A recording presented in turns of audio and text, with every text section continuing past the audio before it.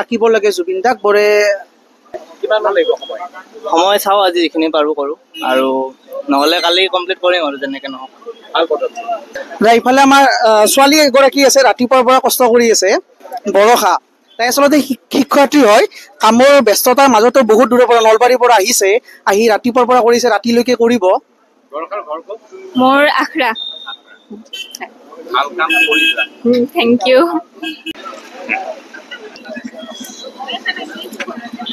নমস্কাৰ, মই পাঠশালা চহৰৰ মেইন চাৰিআলি, এই চাৰিআলিত আছোঁ আৰু ইয়াতে দেখিছে এখন ৱাল, এই ৱালখনত জুবিন দাক আঁকিছে।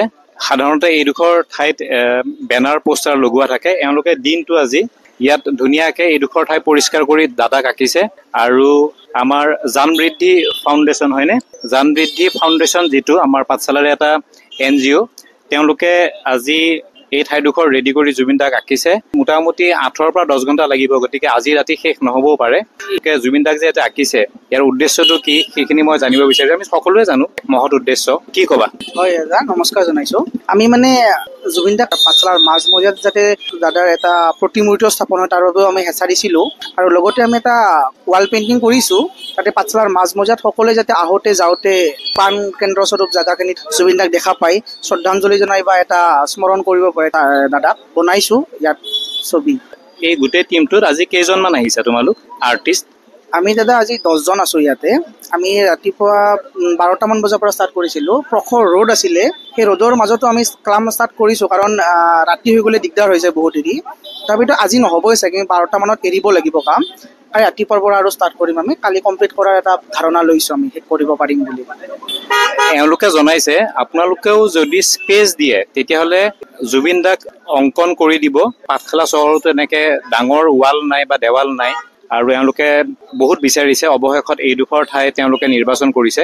আপোনালোকেও যদি জুবিন দাক ৱালত আঁকিব খোজে বা তেনেকুৱা যদি ভাল কোনোবা বেৰ থাকে য'ত আপোনালোকে অংকন কৰিব খোজে, এওঁলোকৰ লগত যোগাযোগ কৰিব পাৰে। মই মোবাইল নম্বৰটো দি দিম, তুমি তোমাৰ আৰ্টিষ্টখিনিক এবাৰ চিনাকি কৰি দিবা, তেওঁলোকক নামটো ক'ব দিবা।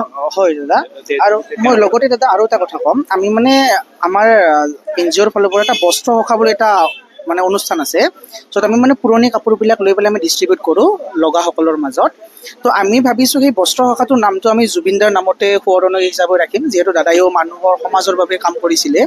আৰু আমি পাঠশালাত এটা স্থায়ী ঘৰ বনাই আছোঁ বস্ত্ৰ সখাৰ, আৰু এইটো আমি উন্মোচন কৰিম বুলি ভাবি আছোঁ জুবিন দাৰ যিটো জন্মদিন আহিছে, জন্মদিনত 18 নৱেম্বৰ দিনা। তাৰ বাবে আমাৰ মানে PWD অফিচৰ সন্মুখত যিটো বজাৰ হাট আছে, তাৰ ৰুম এটা আমাক প্ৰশাসনে দিছে আমাৰ অলৰেডি, কিন্তু সেইটো আমাক বনাওঁতে অলপমান আমাৰ আৰ্থিক সাহাৰ্য লাগে। আমি যিমান পাৰোঁ তুলি আছোঁ, সেইটো বনাই আছোঁ আমি। আৰু লগতে মই আহ্বান জনাম যে সকলোৱে যাতে আমাক কাপোৰবিলাক দি দিয়ে, তেওঁলোকৰ যদি মানে লাগতিয়াল নোহোৱা কাপোৰ আছে যিবিলাক বেলেগে ব্যৱহাৰ কৰিব পাৰে, ব্যৱহাৰ নহয় কিন্তু বেলেগৰ কামত আহিব, সেইবিলাক আমি ষ্ট'ৰ কৰি ৰাখি আছোঁ, আৰু সেইটো ঘৰত অনতিপলমে আমি ৰাখিম। আৰু ৰাখি পেলাই আমি 4 বছৰমান হ'ল এইটো প্ৰচেষ্টা কৰি থকা। আমি এনে দেৱালীত দি থাকোঁ, দেৱালী দুৰ্গা পূজাত, কিন্তু এইবাৰ ভাবিছোঁ আমি এটা জন্মদিনত আৰম্ভ কৰিম, জন্মদিনৰ পৰা চলি থাকিব এই স্থায়ী ৰুমটো। তাতে আপোনালোকে নিজে তাত আহি দিব পাৰিব, আৰু লগাসকলে তাৰ পৰা লৈ যাব পাৰিব। ভাল, খুবেই প্ৰশংসনীয় পদক্ষেপ আগৰ পৰা কৰি আহিছে। আপোনালোকৰো যদি তেনেকুৱা কিবা কাপোৰ থাকে, বস্ত্ৰ থাকে যিবোৰ আপোনালোকে ব্যৱহাৰ নকৰে, এওঁলোকৰ লগত যোগাযোগ কৰি সেইবোৰ দিব পাৰে। আৰু মই যিহেতুকে গম পালোঁ যে তোমালোকক অকণমান আৰ্থিক মানে সাহাৰ্য বা অকণমান সহায়ৰ দৰকাৰ আছে, ডেফিনেটলি মই যি ধৰণে পাৰোঁ মোৰ ফালৰ পৰা মই চেষ্টা কৰিম। লগতে আপোনালোককো অনুৰোধ জনাইছোঁ, এইবোৰ মহৎ কাম। আচলতে জুবিন দাৰ যি আদৰ্শ বা জুবিন দাই আমাক যি শিকাই থৈ গ'ল, তাক আমি জীয়াই ৰাখিবলৈ সকলোৱে চেষ্টা কৰা উচিত, আৰু এই ধৰণৰ কামৰ দ্বাৰাই আমি আচলতে প্ৰকৃতাৰ্থত জুবিন দাক জীয়াই ৰাখিব পাৰিম। আহকচোন, মই আৰ্টিষ্টখিনিক চিনাকি কৰি দিছোঁ। এয়া আপোনালোকে দেখিছে, কষ্ট কৰিছে ল'ৰাজনে দুপৰীয়াৰ পৰা। নীলম শৰ্মা ছত্তীশগড়ত আৰ্ট ইউনিভাৰ্চিটিত কৰি আছে, মাষ্টাৰ্ছ কৰিছে আৰ্ট। আৰু ছত্তীশগড়ৰ পৰা আহিয়ে, মোৰ ভাইটি হয়, ছত্তীশগড়ৰ পৰা আহিয়ে কৈছে মানে দাদা আঁকিব লাগে জুবিন দাক বৰে। সময় চাওঁ আজি যিখিনি পাৰোঁ কৰোঁ, আৰু নহ'লে কালি কমপ্লিট কৰিম আৰু যেনেকৈ নহওক। ইফালে আমাৰ ছোৱালী এগৰাকী আছে ৰাতিপুৱাৰ পৰা কষ্ট কৰি আছে বৰষা। তাই আচলতে শিক্ষাৰ্থী হয়, কামৰ ব্যস্ততাৰ মাজতো বহুত দূৰৰ পৰা নলবাৰীৰ পৰা আহিছে, আহি ৰাতিপুৱাৰ পৰা কৰিছে ৰাতিলৈকে কৰিব। মোৰ আখৰা। ভাল কাম কৰিছা। Thank U.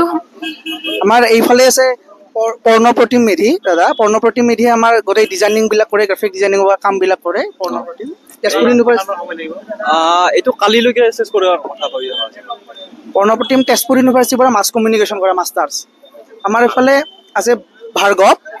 ভাৰ্গৱে চাই আছে ৰাতিপুৱাৰ পৰা আছে, কালাৰিং কৰা চৰাৰ পৰা কৰি আছে। হয়, মই যিমানখিনি পাৰোঁ মোৰ তৰফৰ পৰা সহযোগিতা আগবঢ়াইছোঁ। বাকী যিমান পাৰোঁ চাওঁ কি হয়। আমাৰ মাজত আছে সৌৰভ। সৌৰভ ভাল পশু চিকিৎসা কৰে আৰু লাগি আছে সেৱাত, আমাৰ লগত লাগি আছে। বাদ্যযন্ত্ৰ বজোৱা তুমি অলপ চলপ বাঁহী গীটাৰ বজোৱা। আমি ৰাখিছোঁ ৰাতিলৈকে। এটা সৌৰভে আমাক গান বজাব। এটা আমাৰ ভাৰ্গৱ আছে, ভাৰ্গৱ ঠাকুৰীয়া। ভাৰ্গৱ ঠাকুৰীয়ে কালাৰ কৰিছে ৰাতিপুৱা ৱালত। হয়, ৰাতিপুৱাৰ পৰা লাগি আছোঁ, ভালেই লাগিছে। আৰু যাতে জুবিনদাৰ সৃষ্টিৰাজ যিখিনিক আমি আৰু আগুৱাই লৈ যাব পাৰোঁ, এইখিনি চবতকৈ হয়তো ন্যূনতম আমাৰ কাৰণে, আমি যিখিনি জুবিনদাৰ কাৰণে কৰিব পাৰিছোঁ চবতছে ন্যূনতম বস্তু এইখিনিয়ে হ'ব। তাৰ আগতো যাতে আমি জুবিনদাৰ কাৰণে কাম কৰি যাব পাৰোঁ, তাৰ কাৰণে চেষ্টা ৰাখিম।